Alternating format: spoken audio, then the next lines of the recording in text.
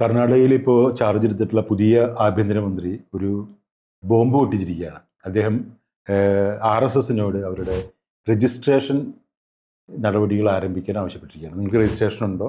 ഏത് നിയമത്തിൻ്റെ അടിസ്ഥാനത്തിലാണ് നിങ്ങൾ രജിസ്ട്രേഷൻ വേണ്ടെന്ന് പറയുന്നത്? അതിന് വിശദാംശങ്ങൾ എന്താണ്? നിങ്ങൾ വരുമാന നികുതി അടയ്ക്കുന്നുണ്ടോ? തുടങ്ങിയ കാര്യങ്ങൾ അദ്ദേഹം ആവശ്യപ്പെട്ടിരിക്കുകയാണ്.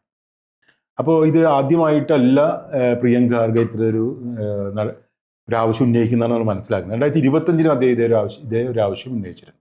ഇപ്പോൾ 2026 അദ്ദേഹം ആവശ്യം ഉന്നയിക്കുക മാത്രമല്ല, മോഹൻ ഭാഗവത്തിന് ഒരു കത്ത് എഴുതിയിട്ടുണ്ട്. ആ കത്തിൽ ഈ കാര്യങ്ങളൊക്കെ ആവശ്യപ്പെട്ടിട്ടുണ്ട്. എന്താണ് നിങ്ങൾ 100 വർഷം പൂർത്തിയാക്കുന്ന RSSനെ അഭിനന്ദനം അറിയിച്ചുകൊണ്ടുള്ളൊരു കത്തിൽ അദ്ദേഹം തുടർന്ന് പറയുന്നത്, നിങ്ങൾ എന്ത് അടിസ്ഥാനത്തിലാണ്, ഏത് നിയമത്തിൻ്റെ അടിസ്ഥാനത്തിലാണ് ഇന്ത്യയിൽ നിയമത്തിൻ്റെ കീഴിലല്ലാതെ പ്രവർത്തിച്ചുകൊണ്ടിരിക്കുന്നത്, യാതൊരു നിയമത്തിൻ്റെ അടിസ്ഥാനമില്ലാതെ. ഇതിൽ കുറേ കണക്കുകൾ അദ്ദേഹം ഉദ്ധരിച്ചിട്ടുണ്ട്. അവരുടെ തന്നെ പരമോന്നത സമിതി പുറത്തിറക്കിയ ഒരു രേഖയെ ഉദ്ധരിച്ചുകൊണ്ട് ഇത്ര ആളുകൾ നിങ്ങൾക്കുണ്ട്, ഇത്ര ശാഖകളുണ്ട്, ഇത്ര വരുമാനം നിങ്ങൾക്കുണ്ട്, സംഭാവന കിട്ടുന്നുണ്ട് എന്നൊക്കെ. അപ്പോൾ 25 ഇതേ ഒരു ആവശ്യം ഉന്നയിച്ച സമയത്ത് മോഹൻ ഭാഗവത് പറഞ്ഞൊരു മറുപടി എന്താണെന്ന് വെച്ചാൽ, ഞങ്ങൾ കുറേ ബോഡി ഓഫ് ഇൻഡിവിജ്വൽസാണ്, കുറേ വ്യക്തികളാണ്. അപ്പോൾ അങ്ങനെ കുറേ വ്യക്തികൾ കൂട്ടിച്ചേർന്നിരിക്കുന്ന ഞങ്ങൾക്ക് ഇതിൻ്റെ ഒരു ആവശ്യമില്ല, ഏതെങ്കിലും തരത്തിലുള്ള രജിസ്ട്രേഷൻ്റെ ആവശ്യമില്ല. ഇപ്പോൾ അദ്ദേഹം പറഞ്ഞതെന്ന് വെച്ചാൽ, ഞങ്ങൾ സർക്കാരിൽ നിന്ന് യാതൊരു ധനസഹായവും സ്വീകരിക്കുന്നില്ല, അതുകൊണ്ട് ഞങ്ങൾക്ക് രജിസ്ട്രേഷൻ്റെ ആവശ്യമില്ല എന്നാണ് ഇപ്പോൾ പറഞ്ഞത്. ഇതേ ആവശ്യം 2016 ദിഗ്വിജയ് സിംഗും ആവശ്യപ്പെട്ടിട്ടുണ്ട്. ഇത്രയും ഇതാണ് സാധാരണ നമ്മൾ കണ്ടിട്ടുള്ളത്. അപ്പോൾ കർണാടകയിൽ നിന്ന് മാത്രമാണ് ഇതുപോലൊരു പ്രധാനപ്പെട്ട ഒരു ആവശ്യം ഒരു ഭരണകൂടത്തിൻ്റെ ഭാഗത്തുനിന്നുണ്ടായിട്ടില്ല. പ്രതിപക്ഷ പാർട്ടികൾ പല സംസ്ഥാനങ്ങൾ ഭരിച്ചിട്ടുണ്ട്, ഇവിടെ നിന്നൊന്നും ഈ ഒരു ആവശ്യം ഉന്നയിക്കപ്പെട്ടിട്ടില്ല. മാത്രമല്ല ഇവരുടെ ഒരു ന്യായീകരണം, ഞങ്ങൾ സ്വതന്ത്രമായി പ്രവർത്തിക്കുന്നവരാണ്, മൈതാനങ്ങളിലാണ് ഞങ്ങൾ പ്രവർത്തിക്കുന്നത്, തുറന്ന സ്ഥലങ്ങളാണ്, രഹസ്യങ്ങളൊന്നുമില്ല എന്നൊക്കെ പറയുന്നുണ്ട്. ഇതിലൊരു എല്ലാത്തിലും ഒരു ദുരൂഹതയുണ്ട്. എന്ത് രാഷ്ട്രീയത്തിൻ്റെ അടിസ്ഥാനത്തിൽ, എന്ത് ചരിത്രത്തിൻ്റെ പിൻബലത്തിലാണ് ഇവർ ഈ രീതിയിൽ ഒരു രജിസ്ട്രേഷൻ പോലും വേണ്ടാത്ത ഒരു സംഘടനയാണ് ഞങ്ങളെന്ന് അവകാശപ്പെടുന്നത്? RSSൻ്റെ കാര്യത്തിൽ 1925 അത് സ്ഥാപിക്കപ്പെടുമ്പോൾ മുതൽക്കുള്ളൊരു ദുരൂഹത അതിനകത്തുണ്ട്. അന്നും ഒരു രഹസ്യ സ്വഭാവത്തിലാണ് അത് പ്രവർത്തിച്ചുകൊണ്ടിരുന്നത്. ബ്രിട്ടീഷുകാരുടെ ഭരണത്തിന് കീഴിലാണ്, പക്ഷെ ഒരിക്കലും ബ്രിട്ടീഷുകാരെ എതിർക്കുന്നില്ല. പിന്നീട് ഓരോ ഘട്ടത്തിലും ബ്രിട്ടീഷുകാരായിട്ട് സഹകരിച്ച് തന്നെയാണ് പോകുന്നത്. പല ഘട്ടത്തിലും പല പേരുകളിൽ പല സംഘടനകൾ ഉണ്ടാക്കി അങ്ങനെയൊക്കെയാണ് പ്രവർത്തിക്കുന്നത്. പക്ഷേ ഈ സംഘടനകളുടെ ഒരു അടിത്തറയായി നിൽക്കുന്നത് RSS തന്നെയാണ്. RSS സ്പോൺസർ ചെയ്യുന്ന ഏതാണ്ട് 2500-ലധികം സംഘടനകൾ ഇന്ത്യയിൽ പ്രവർത്തിക്കുന്നുണ്ട്. ഇന്ത്യക്ക് പുറത്തുമുണ്ട്. RSSൻ്റെ നേതൃത്വത്തിലുള്ള ഒരുപാട് സംഘടനകൾ യൂറോപ്യൻ രാജ്യങ്ങളിലും അമേരിക്കയിലും ഓസ്ട്രേലിയയിലും ഒക്കെ പ്രവർത്തിക്കുന്നുണ്ട്. എല്ലായിടത്തും ഇതൊരു പ്രശ്നമാണ്. RSSൻ്റെ രാഷ്ട്രീയം മറ്റ് രാജ്യങ്ങളിലൊക്കെ ബുദ്ധിമുട്ടുകൾ ഉണ്ടാക്കുന്നുണ്ട്. പക്ഷേ ഇന്ത്യയിൽ ഈ 100 വർഷമായിട്ട് അവർ ഇതുവരെ രജിസ്റ്റർ ചെയ്തിട്ടില്ല എന്നുള്ളത് ഒരു പ്രധാന ചർച്ചാ വിഷയമായിട്ട് വരുന്നത് പ്രിയങ്ക ഖാർഗെ നിരന്തരമായിട്ട് അത് ഉന്നയിക്കുന്നുണ്ടാണ്. മുമ്പ് കാരവൻ മാഗസിൻ ഇതിൻ്റെ എല്ലാ വിശദാംശങ്ങളും വെച്ചൊരു സ്റ്റോറി ചെയ്തിരുന്നു. അവർക്ക് രജിസ്ട്രേഷൻ ഇല്ല, 100 വർഷമായിട്ട് അവർ രജിസ്റ്റർ ചെയ്തിട്ടില്ല. അതിന് യുക്തിസഹായ ഒരു മറുപടി ഈ മോഹൻ ഭാഗവത് ഇതുവരെ പറഞ്ഞിട്ടില്ല. പറയാത്തതിന് കാരണം രണ്ടാണെന്നാണ് എനിക്ക് തോന്നുന്നത്. കാരണം RSS ഒരിക്കലും ഇന്ത്യൻ ഭരണഘടനയെ അംഗീകരിക്കുന്നില്ല. ഡോക്ടർ അംബേദ്കർ രൂപം നൽകിയ ഇന്ത്യ കോൺസ്റ്റിറ്റ്യൂഷൻ അസംബ്ലി അംഗീകരിച്ച ഭരണഘടനയെ RSS ഒരിക്കലും അംഗീകരിക്കുന്നില്ല. RSSൻ്റെ ഭരണഘടന വേറെയാണ്, അത് മനുസ്മൃതിയാണ്. മനുസ്മൃതിക്കകത്ത് ഇങ്ങനെയുള്ള രജിസ്ട്രേഷനോ നികുതി അടയ്ക്കലോ പണസമാഹാരത്തിൻ്റെ കണക്ക് കാണിക്കലൊന്നും ഉണ്ടാവണമെന്നില്ല. അപ്പോൾ ഇന്ത്യൻ ഭരണഘടനയെ അംഗീകരിക്കുന്നില്ല, ഇന്ത്യൻ പതാകയെ അംഗീകരിക്കുന്നില്ല. അതുകൊണ്ട് സ്വാഭാവികമായിട്ടും അവരെ സംബന്ധിച്ച് ഇന്ത്യയിലൊരു സംഘടന എന്ന നിലയ്ക്ക് രജിസ്ട്രേഷൻ വേണമെന്നുള്ള തോന്നലുണ്ടാവണമെന്നില്ല. രണ്ടാമത്തെ കാര്യം, രജിസ്റ്റർ ചെയ്യുമ്പോൾ വരുന്ന ഒരുപാട് ബുദ്ധിമുട്ടുകളുണ്ട്. രജിസ്റ്റർ ചെയ്യുമ്പോൾ അതിനകത്തുള്ള അംഗങ്ങളുടെ പെരുമാറ്റം, അവരേതെങ്കിലും ക്രിമിനൽ പ്രവർത്തനങ്ങളിൽ ഉൾപ്പെടുന്നുണ്ടോ, അവർ അനധികൃതമായിട്ട് പണം കൈപ്പറ്റുന്നുണ്ടോ തുടങ്ങിയ കാര്യങ്ങൾ ചർച്ച ചെയ്യേണ്ടി വരും. അത് ഗവൺമെൻറ്റിൻ്റെ ഒരു നിരീക്ഷണത്തിലേക്ക് വരും. RSS അങ്ങനെ ആഗ്രഹിക്കുന്ന ഒരു സംഘടനയില്ല. കാരണം RSS അവരുടെ ധനസമാഹരണത്തെക്കുറിച്ച് പറയുന്നത് ആളുകൾ നൽകുന്ന സംഭാവനയാണ്. ഗുരുദക്ഷിണ എന്ന നിലയ്ക്ക് കിട്ടുന്ന പണം കൊണ്ടാണ് അവരുടെ പ്രവർത്തനങ്ങൾ മുഴുവൻ നടക്കുന്നതെന്നാണ് അവർ പറഞ്ഞുകൊണ്ടിരിക്കുന്നത്. അപ്പോൾ ഈ ഗുരുദക്ഷിണയ്ക്ക് ടാക്സ് അടയ്ക്കേണ്ട കാര്യമില്ല, നികുതി ഡിപ്പാർട്ട്മെൻറ്റിൻ്റെ നിയന്ത്രണങ്ങൾ അവർക്ക് മേലെ ആവശ്യമില്ല, അങ്ങനെയൊക്കെയാണ് അവർ പറഞ്ഞു നിൽക്കുന്നത്. യഥാർത്ഥത്തിൽ നിയമവ്യവസ്ഥയുള്ള ഒരു രാജ്യത്തിനകത്ത് ഏത് സംഘടനയും മറ്റെല്ലാ സംഘടനയും രജിസ്റ്റർ ചെയ്യുന്നുണ്ട്, RSSും രജിസ്ട്രേഷൻ വിധേയമാവേണ്ടതാണ്. പക്ഷേ രജിസ്റ്റർ ചെയ്യുമ്പോൾ നിങ്ങൾ ഗവൺമെൻറ്റിൻ്റെ നിരീക്ഷണത്തിന്, ഗവൺമെൻറ്റിൻ്റെ നിയമങ്ങൾക്ക് കീഴടങ്ങി നിൽക്കേണ്ടി വരും. അതിന് RSSന് താല്പര്യമില്ല. ഇതിലേറ്റവും പ്രധാനപ്പെട്ട ഒരു കാര്യം RSSുമായി ബന്ധപ്പെട്ട് വരുന്ന എല്ലാ തർക്കങ്ങളിലും എല്ലാ ക്രിമിനൽ പ്രവർത്തനങ്ങളിലും RSSുകാർക്ക് ഉത്തരവാദിത്വം ഇല്ല എന്ന് പറയാനും ഇങ്ങനെ രജിസ്ട്രേഷൻ ഇല്ലെങ്കിൽ സാധിക്കും. ഇപ്പോൾ ഗാന്ധിയെ കൊന്ന ഗോഡ്സെ യഥാർത്ഥത്തിൽ RSSുകാരനായിരുന്നു എന്നുള്ളതിന് തർക്കമൊന്നുമില്ല. പക്ഷേ ഗോഡ്സെ RSSുകാരനായിരുന്നു സ്ഥാപിക്കാനുള്ള നിയമപരമായ തെളിവുകളൊന്നുമില്ല. കാരണം RSSൻ്റെ ആളുകൾ പറഞ്ഞത് ഗോഡ്സെ അതിനു മുമ്പേ RSS വിട്ട് സവർക്കറുമായി ബന്ധപ്പെട്ടുള്ള വേറൊരു സംഘടനയെ പ്രവർത്തിച്ചുകൊണ്ടിരുന്ന ആളാണ്, RSSുമായി ബന്ധമില്ല എന്നാണ്. എന്നാൽ ഗോപാൽ ഗോഡ്സെയുടെ തന്നെ സഹോദരൻ പിന്നീട് അത് പറഞ്ഞിട്ടുണ്ട്, ഞങ്ങളൊക്കെ RSSുകാരായിരുന്നു, പക്ഷേ ഗാന്ധിയെ കൊന്നു കഴിഞ്ഞപ്പോൾ RSS നേതാക്കന്മാർ ഭയന്നതുകൊണ്ട് അവർ ഞങ്ങളെ തള്ളി പറഞ്ഞാണ് എന്ന് അദ്ദേഹം ഫ്രണ്ട് ലൈൻ മാസികയ്ക്ക് കൊടുത്ത ഒരു ഇൻ്റർവ്യൂവിൽ തുറന്ന് പറയുണ്ടായി. പുസ്തകത്തിൽ ലേഖനങ്ങളായിട്ടും അദ്ദേഹം അത് പറഞ്ഞിട്ടുണ്ട്, ഞങ്ങളൊക്കെ RSSുകാരായിരുന്നു എന്ന് തന്നെ പറഞ്ഞിട്ടുണ്ട്. RSS അത് ഓൺ ചെയ്യുന്നില്ല, RSS അത് ഏറ്റെടുക്കാത്തതിൻ്റെ കാര്യം ഈ ഒരു അടിസ്ഥാനപരമായ ഒരു ഭീരുത്വമുള്ളതുകൊണ്ടാണ്. ഗാന്ധിയെ കൊന്നതിൻ്റെ ഉത്തരവാദിത്വം ഞങ്ങൾക്ക് ഇല്ല, കാരണം അയാൾ ഗോഡ്സെ RSSുകാരനായിരുന്നില്ല എന്ന് സ്ഥാപിക്കുക. രണ്ടാമത്തെ കാര്യം, അതിനുശേഷം ഇന്ത്യ ഗവൺമെൻറ് സർദാർ വല്ലഭായ് പട്ടേൽ RSSനെ നിരോധിക്കുകയും കുറേ കാലം കഴിഞ്ഞ് നിരോധനം പിൻവലിക്കുകയൊക്കെ ചെയ്യുമ്പോൾ ചില നിബന്ധനകൾ ജവഹർലാൽ നെഹ്റുവിൻ്റെ ഗവൺമെൻറ് മുന്നോട്ട് വെച്ചിരുന്നു. അതിൽ ഏറ്റവും പ്രധാനപ്പെട്ടത് അംഗങ്ങളുടെ പേര് വിവരം, വിശദാംശങ്ങൾ, അംഗത്വ രജിസ്റ്റർ, വരവ് ചെലവ് കണക്കുകൾ, ഇതൊക്കെ ഗവൺമെൻറ് മുമ്പിൽ വെക്കണം എന്നുള്ളതാണ്. RSS അത് അംഗീകരിച്ചിട്ടാണ് നിരോധനത്തിൽ നിന്ന് രക്ഷപ്പെട്ടത്. പക്ഷേ RSS ഒരിക്കലും പ്രായോഗികമായിട്ട് ഇത് ചെയ്തിട്ടില്ല എന്നുള്ളതുകൊണ്ടാണ് ഇപ്പോഴും ഈ വിവാദം ഉയർന്നു വരുന്നത്. ഒരു കാലത്തും RSS നിയമപരമായ ഇന്ത്യയുടെ നിയമങ്ങൾ, ഇന്ത്യയുടെ ഭരണഘടനാപരമായ കാര്യങ്ങൾ പാലിക്കാൻ താല്പര്യമുള്ളവരല്ല, അവരതിന് എതിര് നിൽക്കുന്നവരാണ്. അതുകൊണ്ടാണ് ഇപ്പോഴും ഈ പ്രശ്നം ഉയർന്നു വരുന്നത്. ഗവൺമെൻറ്റിന് കീഴടങ്ങിക്കൊണ്ട് ഇന്ത്യൻ ഭരണഘടനയെ അംഗീകരിച്ചുകൊണ്ട് മുന്നോട്ട് പോകാൻ താല്പര്യമില്ലാത്ത ഒരു സംഘടനയാണ് RSS എന്നാണ് അവർ പറയുന്നത്. ഇന്നിപ്പോൾ 90 കോടി രൂപ NGO വകമാറ്റി ചെലവഴിച്ചു എന്നൊക്കെ പറഞ്ഞിട്ട് ഇന്നൊരു ക്രിസ്ത്യൻ ഗ്രൂപ്പുകൾക്കെതിരെ UAP പ്രകാരം കേസെടുത്തിട്ടുണ്ട്. അപ്പോൾ ഇത് എടുത്തിട്ടുള്ളത് RSS നേതൃത്വം നൽകുന്ന അല്ലെങ്കിൽ BJP നേതൃത്വം നൽകുന്ന രാഷ്ട്രീയ കക്ഷികൾക്ക് ഭരണകക്ഷികളാണ് അല്ലെങ്കിൽ ഗവൺമെൻറ്റുകളാണ്. അപ്പം ഇങ്ങനെ ഇവിടുത്തെ ന്യൂനപക്ഷ വിഭാഗങ്ങളിൽപ്പെടുന്ന ആളുകൾക്കെതിരെ കേസെടുക്കുന്ന വിഭാഗം ഇതുപോലൊരു വിഭാഗത്തെ RSSനെ പോലെയുള്ള ഒരുപാട് ക്രിമിനൽ കേസുകൾ പ്രതികളായിരുന്നു നമ്മൾ പത്രങ്ങളിലൂടെ കാണുന്നുണ്ട്. പക്ഷേ ഇവർ ഈ പറഞ്ഞതുപോലെ മെമ്പർഷിപ്പ് ഒന്നും ഇല്ലാത്തതുകൊണ്ട് ഞങ്ങൾക്ക് ആരെ വേണമെങ്കിലും ഇല്ലെന്ന് പറയുകയും ചെയ്യാം. അപ്പോൾ യഥാർത്ഥത്തിൽ ഇന്ത്യൻ ഭരണകൂടത്തിനോട് ഒരു പ്രതിബദ്ധത BJPയുടെ സർക്കാരുകൾക്ക് ഇല്ലാത്തത് കൊണ്ടാണോ അവർ RSSനെ രജിസ്ട്രേഷൻ ആവശ്യപ്പെടാത്തത്? അല്ല, അവർ ഈ ഹിന്ദു രാഷ്ട്രം സ്ഥാപിച്ചെടുക്കുക എന്നുള്ള അവരുടെ ലക്ഷ്യം. അപ്പോൾ ഹിന്ദു രാഷ്ട്രം സ്ഥാപിക്കപ്പെട്ട് കഴിഞ്ഞാൽ പിന്നെ അവർക്ക് രജിസ്ട്രേഷൻ്റെ കാര്യമില്ല. കാരണം എല്ലാ കാര്യങ്ങളും അവരല്ലേ തീരുമാനിക്കുക. ഇപ്പം മോഹൻ ഭാഗവത് പറഞ്ഞതിനകത്തുണ്ട്, ഞങ്ങൾ ഹിന്ദു രാഷ്ട്രം സ്ഥാപിക്കാൻ ശ്രമിക്കുന്നവരാണ്, ഹിന്ദുത്വയുടെ ആളുകളാണ്, ഹിന്ദുക്കൾക്ക് അങ്ങനെ ഇവിടെ രജിസ്ട്രേഷൻ്റെ കാര്യമില്ല. കാരണം ഹിന്ദുക്കൾക്ക് അതിൻ്റെ ഒന്നും ആവശ്യമില്ല. ന്യൂനപക്ഷങ്ങൾക്ക് രജിസ്ട്രേഷൻ ആവശ്യമുണ്ട്, അവർ ഇതിന് പുറത്തുള്ളവരാണ്.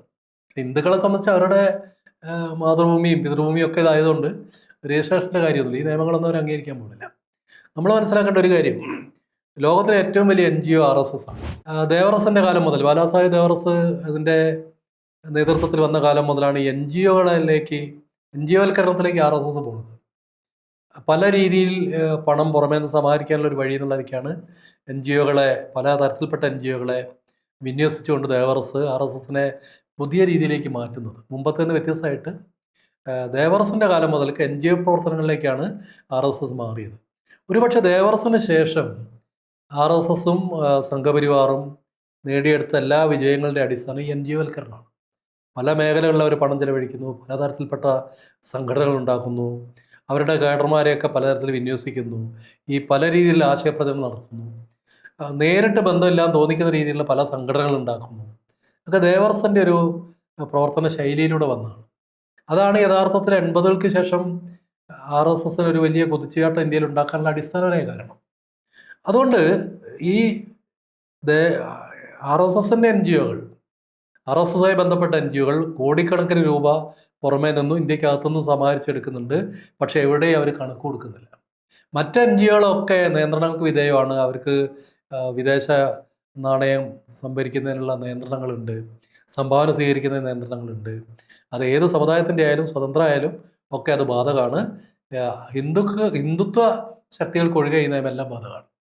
ഹിന്ദുത്വ രാഷ്ട്രീയം കൈകാര്യം ചെയ്യുന്നവർക്ക് ഈ നിയമം ബാധകമല്ല.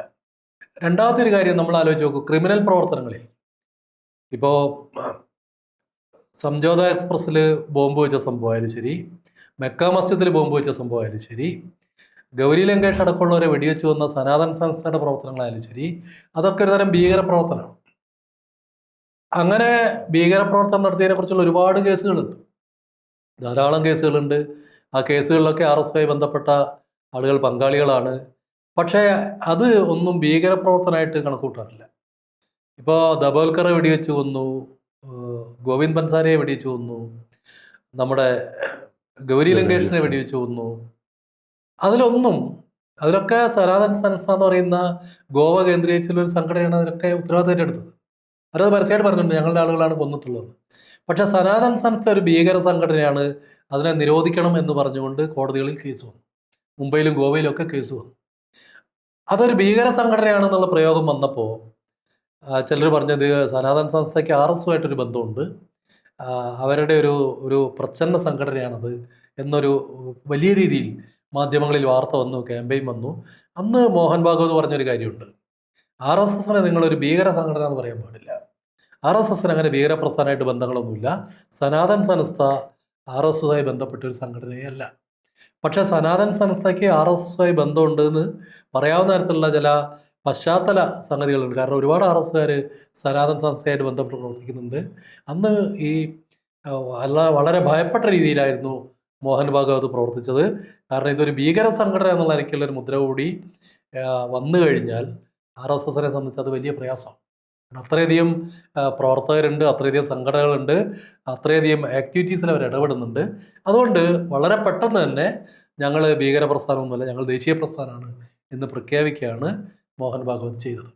ഇതിൻ്റെയൊക്കെ അടിസ്ഥാനം എന്ന് പറയുന്നത് RSS നേതൃത്വം നൽകി നടത്തുന്ന എല്ലാ ഭീകര പ്രവർത്തനങ്ങളും ന്യായീകരിക്കപ്പെടുന്നതാണ്. അതൊരു ഭീകര പ്രവർത്തനമായിട്ടോ ക്രിമിനൽ പ്രവർത്തനമായിട്ടോ വർഗീയ സംഘർഷം ഉണ്ടാക്കുന്നതായിട്ടോ രാജ്യദ്രോഹപരമായിട്ടോ പറയപ്പെടുന്നില്ല.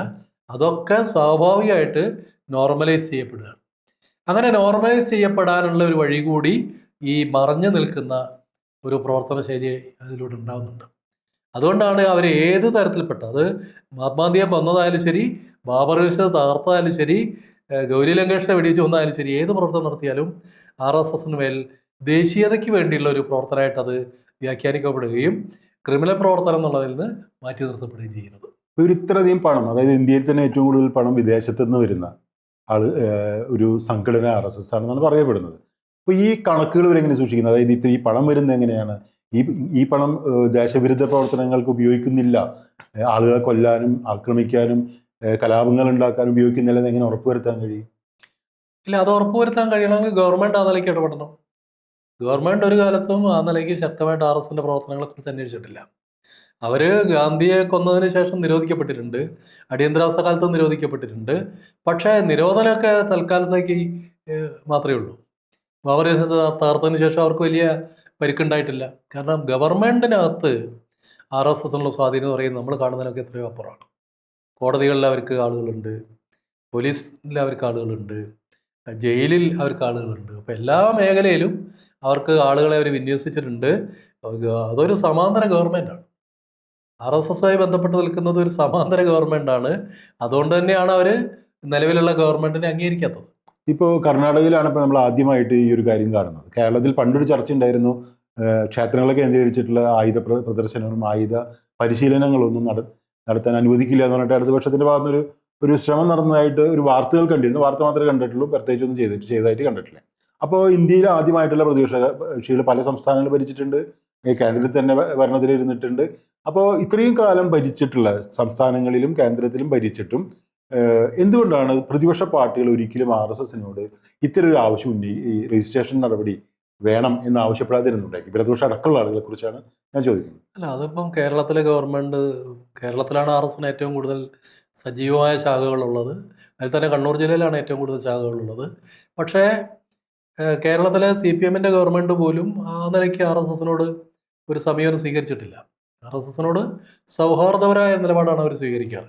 പ്രാദേശികമായ തർക്കങ്ങളുടെ പേരിൽ RSSകാരും CPMകാരും തമ്മിൽ ഏറ്റുമുട്ടലുകൾ ഉണ്ടായിട്ടുണ്ടെങ്കിലും ഒരു ഗവൺമെൻറ് എന്ന നിലയ്ക്ക് RSSനോട് ഏതെങ്കിലും നിലയ്ക്ക് ഇടയുന്ന ഒരു സമീപനം ഒരു കാലത്തും കേരളത്തിൽ ഉണ്ടായിട്ടില്ല.